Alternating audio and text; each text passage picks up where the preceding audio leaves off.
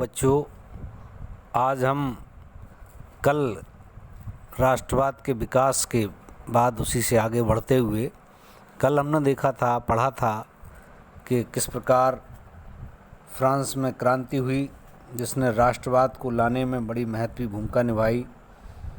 और उसके बाद उसके कारण बताए थे हमने कि फ्रांस की क्रांति के क्या कारण थे। विभिन्न सारे कारण थे उसमें। अब बात आती है कि फ्रांस की क्रांति का प्रभाव क्या हुआ। आज हमारा जो मुख्य टॉपिक है फ्रांस की क्रांति का प्रभाव। तो फ्रांस की क्रांति के प्रभाव की बात करें तो हम देखेंगे कि सबसे पहले फ्रांस की क्रांति का प्रभाव फ्रांस पर क्या पड़ा। लुई 16वें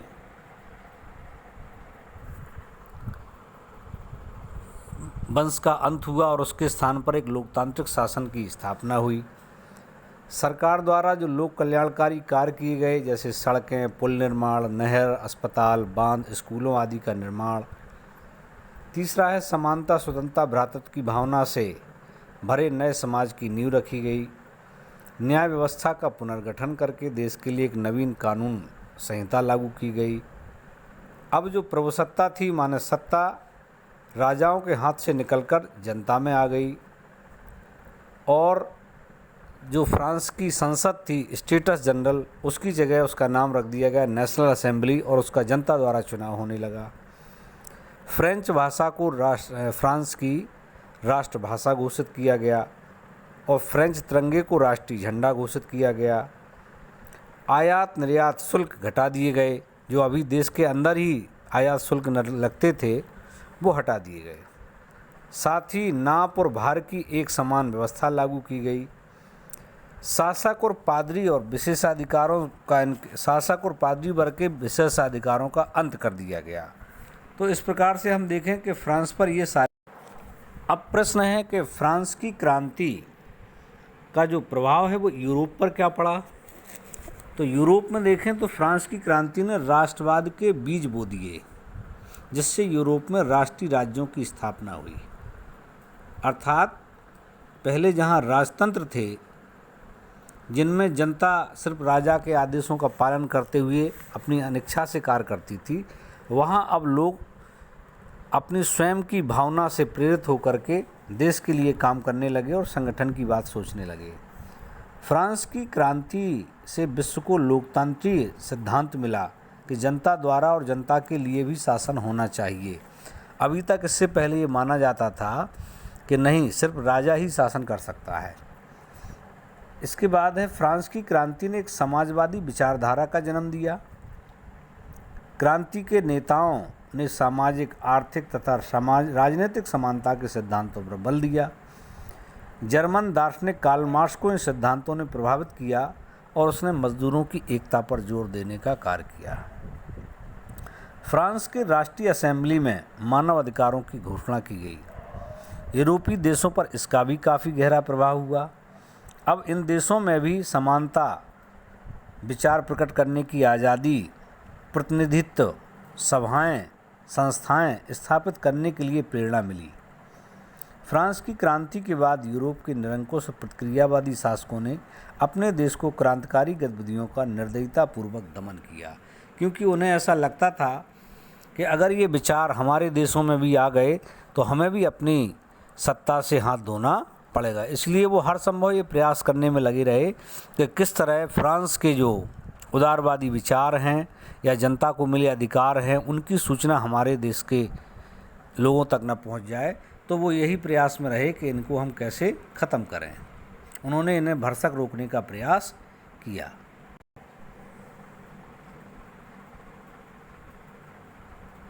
फ्रांस में जो क्रांति हुई, उस क्रांति के परिणामस्वरूप सत्ता में परिवर्तन हुआ और वहाँ के शासक नेपोलियन बने। नेपोलियन ने बहुत सारे ऐसे सुधार किए जो लोगों को पसंद आए, लेकिन उसके इन्हीं प्रयासों में कहीं ना कहीं उसके मन में राजतंत्र को फिर से वापस लाने का प्रयास था। इस प्रकार उसने वहाँ प्रजातंत्र को समाप्त कर दिया, लेकिन प्रशासनिक दृष्टि से उसने कई ऐसे महत्वपूर्ण क्रांतिकारी कदम उठाए। जैसे 1804 में उसने नई नागरिक संहिता लागू की, इस संहिता के अनुसार जो उसने लोगों को सुविधाएं दी उनमें है, जैसे उसने कहा, जन्म पर आधारित विशेषाधिकार समाप्त कर दिए जाएं, कानून के सामने सभी बराबर हों, संपत्ति के अधिकार को और अधिक सुरक्षित बनाया जाए। नेपोलियन ने प्रशासन के विभाजन को सरल बनाया, अर्थात प्रशासन को बांट करके प्रशासन किया जाए तो अच्छे ढंग से किया जा सकता है। सामंती प्रणाली को समाप्त कर दिया गया। किसानों को भूदास्ता तथा जागीरदारों को करों से मुक्ति दिलवाई गई। शहरों में कारीगरों के श्रेणी संघों गिल्ड्स के नियंत्रण को समाप्त कर दिया गया। यातायात तथा संचार प्रणाली में भी सुधार किए गए। पूरे देश में एक समान कानून व्यवस्था, नाप तौल की एक समान व्यवस्था, जिससे व्यापार में सुविधा हुई। देश भर में एक ही राष्ट्रीय मुद्रा प्रचलित की गई, इससे भी व्यापार को बढ़ावा मिला। नेपोलियन और नेपोलियन की सेना का लोगों ने बढ़ चढ़ कर स्वागत किया। लोगों के मन में यह उम्मीद जगी थी कि फ्रांसीसी सेना उनकी भूमि पर स्वतंत्रता के संघर्ष को प्रोत्साहित करेगी, लेकिन धीरे धीरे वह असंतोष और विद्रोह की भावना का विकास होना शुरू हुआ।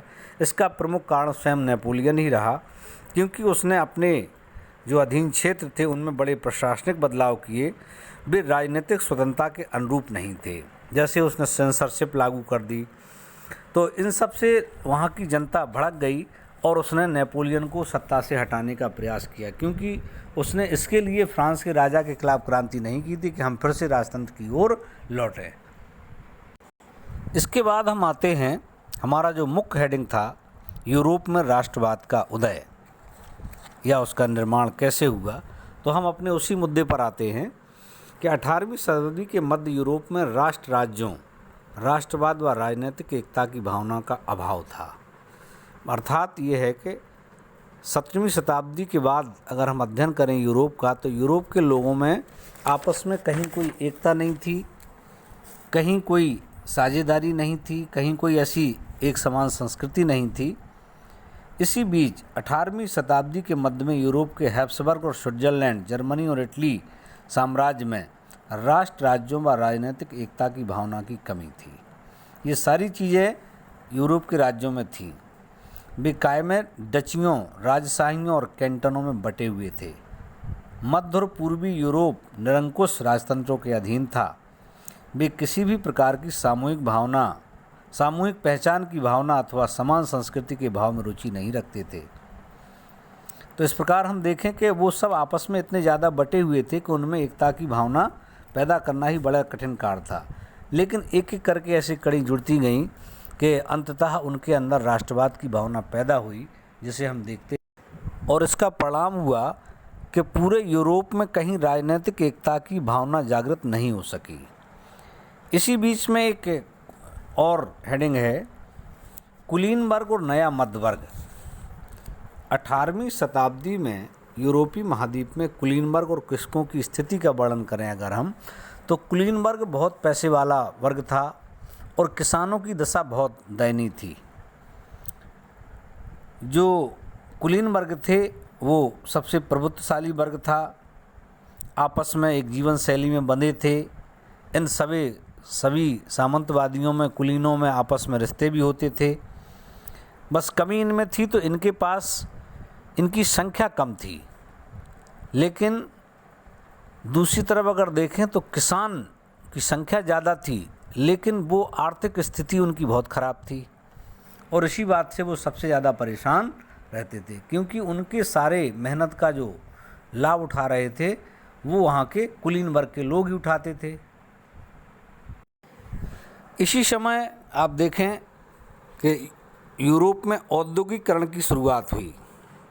उद्योगों की शुरुआत तो सबसे पहले इंग्लैंड में हुई, लेकिन धीरे धीरे उसका प्रभाव पूरी दुनिया के देशों पर पड़ा, जिसमें खास तौर से मध्य और पश्चिमी यूरोप के हिस्सों में औद्योगिक उत्पादन में भारी वृद्धि हुई।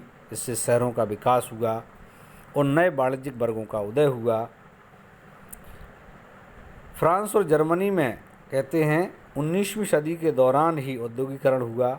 इस प्रक्रिया के फलस्वरूप एक नए सामाजिक समूह अस्तित्व में आए, जैसे श्रमिक वर्ग के लोग, मध्य वर्ग जो उद्योगपतियों, व्यापारियों और सेवा क्षेत्र के लोगों से बना था। औद्योगिकरण के बाद एक नई चीज़ जो देखने में मिली वो है कि जब ये जो वर्ग अस्तित्व में आए, जिनमें खास तौर से मध्य वर्ग का उदय और राष्ट्रवाद के विकास में इस वर्ग का बड़ा योगदान रहा। नवीन औद्योगिक समाज में जिस मध्य वर्ग का उदय हुआ वह वेतन पर कार्य करने वाला वर्ग था, और यह वर्ग शिक्षा प्राप्त वर्ग था जो तर्क वितर्क और वैज्ञानिक आधार पर सोच विचार करने वाला तथा राष्ट्रीय चेतना से भरा हुआ था। तो इस तरह हम देखें कि मध्य वर्ग ने जनता में राष्ट्रीय भावना जागृत करने की दिशा में अपना महत्वपूर्ण योगदान दिया। यहाँ आप देख रहे हैं कि उदारवादी राष्ट्रवाद के क्या मायने थे। तो उदारवादी राष्ट्रवाद जो ना एक विचारधारा थी यूरोप में जो उदारवादी थी, जिसका मतलब होता है स्वतंत्रता। नए मध्य वर्ग के लोगों के लिए उदारवाद का मतलब था व्यक्ति के लिए आज़ादी और कानून के समक्ष सबकी बराबरी। उदारवाद एक ऐसी सरकार पर जोर देता है जो सबकी सहमति से बनी हो। उदारवाद निरंकुश शासक और पादरी वर्ग के विशेषाधिकारों की समाप्ति, संविधान तथा संसदीय प्रतिनिधि सरकार का पक्षधर था। 19वीं सदी के उदारवादी निजी संपत्ति के स्वामित्व की अनिवार्यता पर भी जोर देते थे। आर्थिक क्षेत्र में अगर उदारवाद की बात करें तो वहाँ पर था बाजारों की मुक्ति, अर्थात बाजारों में फ्री होल्ड आवागमन हो, चीज़ें और पूंजी के आवागमन पर राज्य सरकार द्वारा लगाए गए नियंत्रणों को समाप्त करना था। इसका मतलब था कि जहाँ पूंजी, वस्तुओं तथा लोगों का आवागमन बाधा रहित हो। आर्थिक दृष्टि से हम देखें तो मध्य वर्ग के उदारवादियों की जो विचारधारा थी, यूरोप में 19वीं सदी के प्रारंभिक दशकों में राष्ट्रीयता से संबंधित विचार उदारवाद से काफ़ी करीब से जुड़े थे। 19वीं शताब्दी में मध्य वर्ग की यह मांग तेज हो गई कि बाजारों को मुक्त किया जाए तथा चीज़ों तथा पूंजी के आवागमन पर राज्य सरकार द्वारा लगाए गए नियंत्रण को ख़त्म किया जाए। अगर हम देखें तो बाज़ार में देश के अंदर एक जगह से दूसरी जगह जाने में 11 प्रकार के टैक्सों से गुजरना पड़ता था। हर बार लगभग 5% सीमा शुल्क देना पड़ता था। शुल्क अक्सर वस्तुओं का वजन या आकार के अनुसार लगाए जाते थे। तो इससे व्यापारी वर्ग को बड़ी परेशानी होती थी। उसे लगता था कि हमें हमारे ही देश में चीज़ें बेचने पर इतने सारे टैक्स देना पड़ते हैं।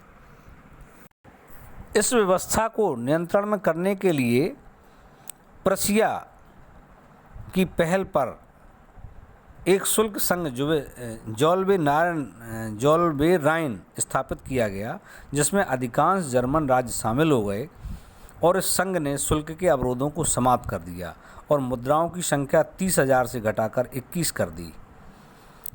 उससे पहले 30 से ऊपर थी। इसके अलावा रेलवे के जाल ने गतिशीलता बढ़ाई और आर्थिक हितों को राष्ट्रीय एकीकरण का सहायक बनाया। इस प्रकार हम देखें तो उस समय जो पनप रही व्यापक राष्ट्रवादी भावनाओं को आर्थिक राष्ट्रवाद की लहर ने मजबूत बनाया।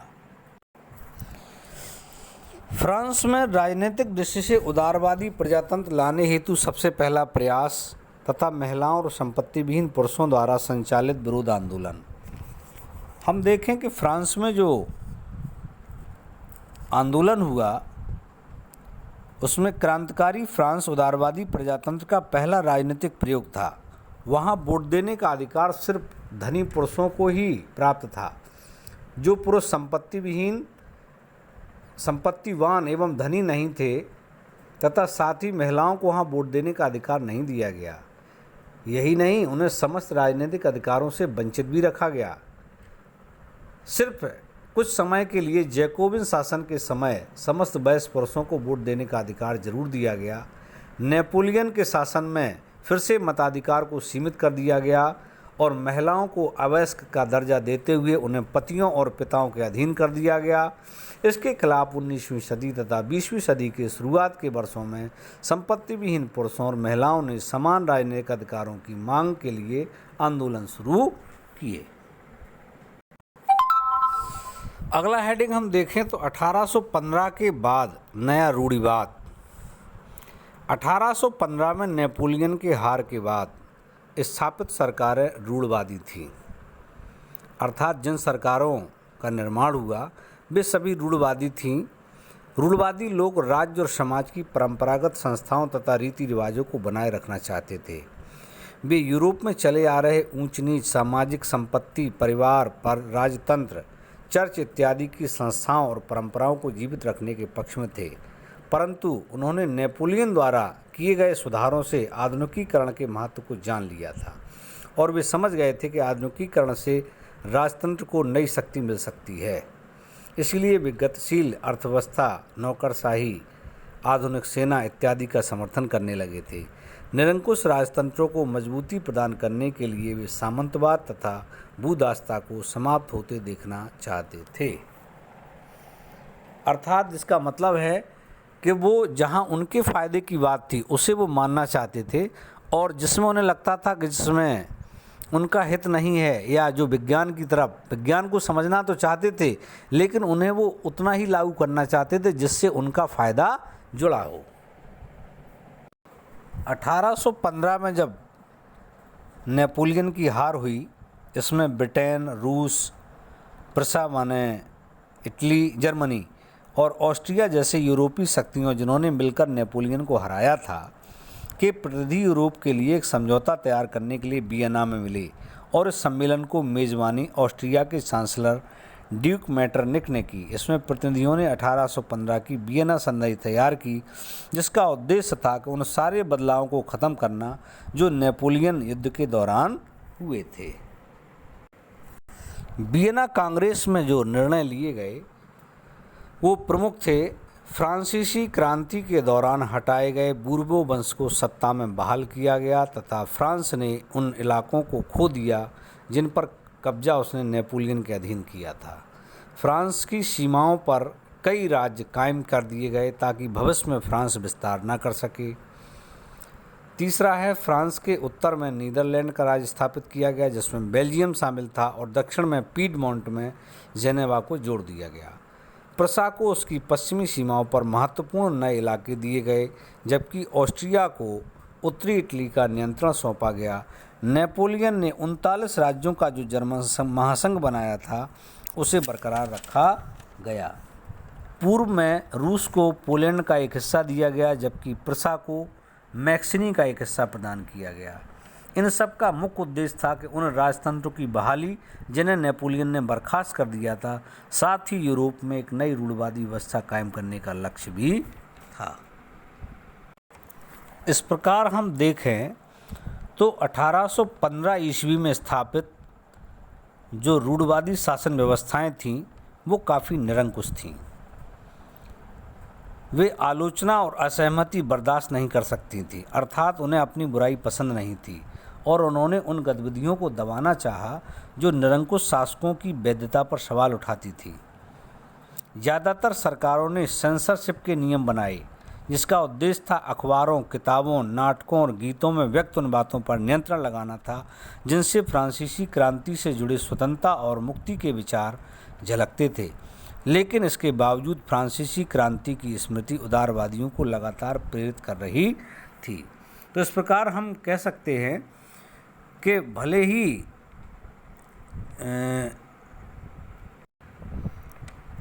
ही फ्रांस में क्रांति के बाद दोबारा वहाँ नेपोलियन का शासन स्थापित होता है, इसके बाद भी लोगों के मन में आज़ादी की भावना लगातार जीवंत होती रही, और वो इसी प्रयास में रहे कि किस प्रकार से हम अपनी आज़ादी को बरकरार रखें, और इसके लिए लगातार प्रयास हुए, और अंततः उसका परिणाम हुआ कि फ्रांस की क्रांति का परिणाम पूरी दुनिया पर पड़ा।